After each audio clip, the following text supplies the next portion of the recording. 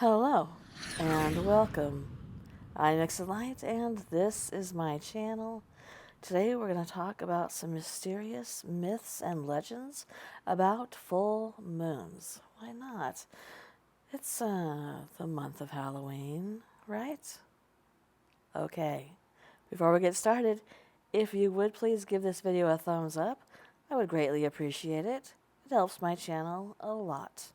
And if you are not subscribed and you would like to be, please consider doing so. And if you do, please click that bell as it will notify you when my content goes live. All right, let's talk about this thing called the moon, shall we? Since ancient times, full moons have been associated with odd or even insane behavior, including sleepwalking, suicide, illegal activity, fits of violence, and, of course, transforming into a werewolf. Indeed, the words lunacy and lunatic come from the Roman goddess of the moon, Luna, who is said to ride her silver chariot across the dark sky each night. For thousands of years, healers, mystics, doctors, mental health professionals believe in a strong connection between mania and the moon. Hippocrates, considered the father of modern medicine, wrote in the 5th century that one who is seized with terror, fright, and madness during the night is being visited by the goddess of the moon. In 18th century England, people on trial for murder could campaign for a lighter sentence on the grounds of lunacy if the crime occurred under a full moon. Meanwhile, psychiatric patients at London's Bethlehem Hospital were shackled and flogged as a preventative measure during certain lunar phases. Even today, despite studies discrediting this hypothesis, some people think full moons make everyone a little loony. And a lot of doctors and hospitals say that things get crazy during a full moon. So I'm going to put some stock in that. And number 2, do aliens inhabit the moon? In the 1820s, the Bavarian astronomer Franz von Paula Grützesin, I probably just butchered that, claimed to have glimpsed entire cities on the moon with his telescope. He wrote that the Lunarians who lived there had built sophisticated buildings, roads, and forts. Most of his colleagues scoffed at this assertion, but it did work out for him because eventually he got a small lunar crater named after him.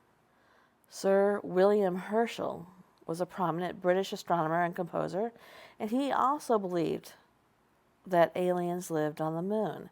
He made regular observations about the progress of their construction projects. In 1835, the New York Sun published a series of fraudulent articles about the supposed existence of life on the moon, pulling off what is known as the Great Moon Hoax.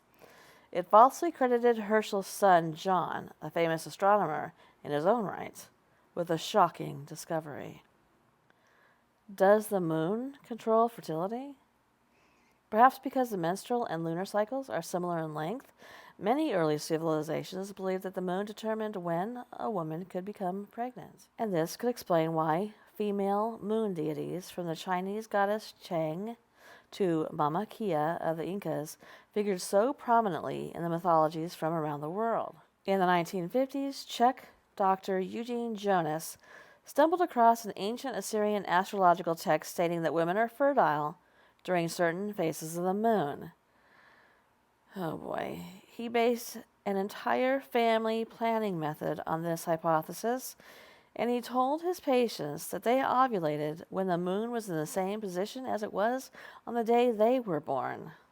I'm guessing that didn't work out that well.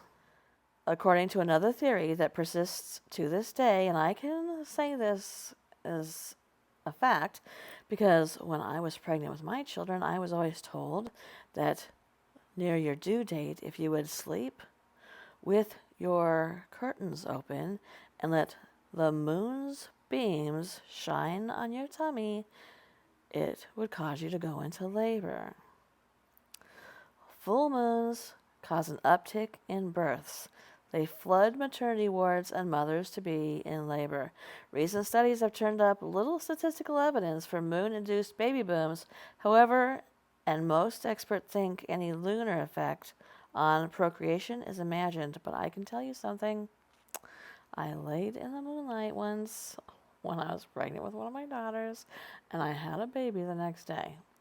I'm not saying that the moon worked, but I am saying I had a baby the next day. All right, let's move on. Is the moon a hollow spacecraft? Several science fiction books in the earliest 20th century, including H.G. Wells' The First Men in the Moon, take place within a hollow moon inhabited by aliens. Going back to aliens. In 1970, two Soviet scientists took this seemingly whimsical premise a step further, proposing that the moon is actually a shell-like alien spacecraft built by extraterrestrials with superior technology and intelligence. And on one of the streaming channels, a movie recently came out, and that is the exact premise. If you find it, it was actually pretty good. According to astronomers, the moon, though admittedly enigmatic as far as celestial bodies go, couldn't maintain its mass and gravitational field if it did lack its dense core. I think that we're not giving aliens credit for having intelligence above ours. What do you think? Maybe not. And this one, because we're all going to know about it. Did we really go to the moon? Despite overwhelming evidence to the contrary.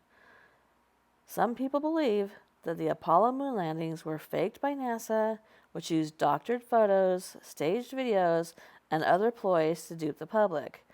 I'm confused. Are you trying to say they didn't? Proponents of this hoax claim that technology was not advanced enough for astronauts to reach the moon and return home safely. They also point to the ostensible signs of studio trickery, including the fact that the American flag planted by the Apollo 11 crew in the lunar surface appeared to flutter in the vacuum of space. In 2002, retired astronaut Buzz Aldrin, who became the second person to supposedly walk on the moon in 1969, grew so exasperated with one conspiracy theorist's accusations that he punched him in the face. The old guy, space pioneer, was not prosecuted for that. Oops. Okay, let's give Buzz a break and ask this. But do the Nazis have a base on the moon? After World War II, rumors circulated that German astronauts had traveled to the moon and established a top-secret facility there.